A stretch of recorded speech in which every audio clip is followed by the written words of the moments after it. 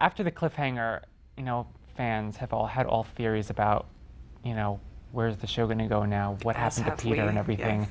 I know you're, in addition to being on the show, you're a fan of the show as well. Were you like, couldn't wait to get your hand on that first script?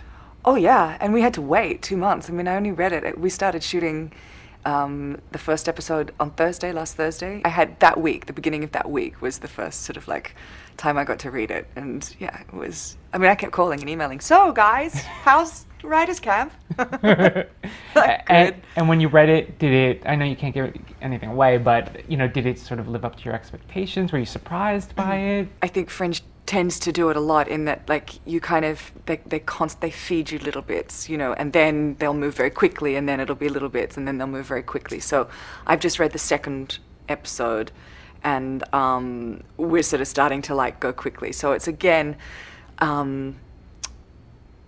another thing that they do so well too is every time we sort of start a season, we really do get to meet everybody kind of again, and of course, this season, not everybody's there to be met. Looking back at last season, it was just kind of an epic, amazing season. Your work was just incredible, and all the different roles and everything. How do you feel when you look back at just, Oh, I just loved last season. I mean, I loved doing it, and that's sort of the bit, because you spend so much time actually doing it, and, people were always asking, you had so much more to do, was that, much more exhausting? And it's the opposite, actually, because you're more engaged, so everything always goes quicker and is sort of more fun to do. And it was our third year as well, and our second year in Vancouver, and so everything just sort of found its way, and everyone sort of found their place, I think. I mean, I'm excited about this season as well, because I know that there's going to be a whole lot more interaction, which I didn't do last year. Last year we sort of flipped back and forth, so we had these two characters, but they didn't play opposite each other. But this year they're going to, so I need to be very clear on who they both are, because it'll be glaringly obvious when it's just them in a scene. But that's going to be a lot more work for you, because you actually now have to shoot the scene twice, essentially. And learn both sides of it too. Right. And we've just started having conversations about how to do that, and it's kind of interesting, because it's sort of, you would think that it would be much easier if you had another actor there to play with, but what happens is acting is essentially just reacting, and so if you have someone opposite you, you can't help but feed off what they're doing. So I'm thinking maybe it's going to be better just to have someone very neutral looking at the floor and maybe put an earwig in, or I don't know. I was talking to John about that today too, seeing what he's going to do. But yeah, more work, but fun stuff, so Yeah. can't complain. So will it be just like a body double that you'll be talking to, or a Well, stand-in? I don't know. That's next time I talk to you. I'll let you know what Okay. we decide. But yeah, I think that it will be a photo double, because we'll have to obviously do over-the-shoulder stuff, and it's just working out whether to have an actress or whether just to actually have just a neutral kind of body. And I'm feeling a little bit like I'd prefer to err on the side of just something very neutral, so that I can remember my own pacing, and so I can remember my own movement, which I think is going to be kind of weird.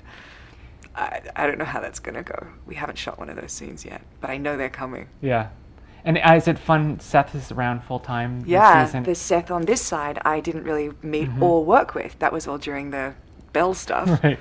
And we didn't have any interaction, so it's been really quite strange working, and also because it's Olivia too, they just have a completely different relationship. So that's been really like strange, because it's Seth, but not really.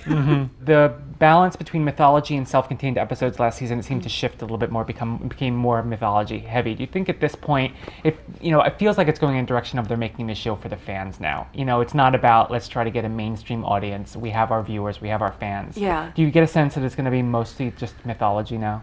I'm not sure. I believe it. I believe that too, and I think that's a nice place to be, actually, because that's the more satisfying stories for us to play, and there's like a forward motion to them too.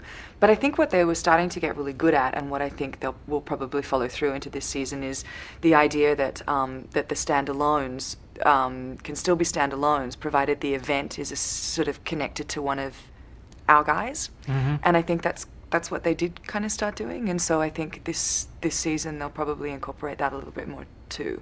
It's not just random people; it's connected to the characters that you know. Right. So what happened to Peter? I have no idea.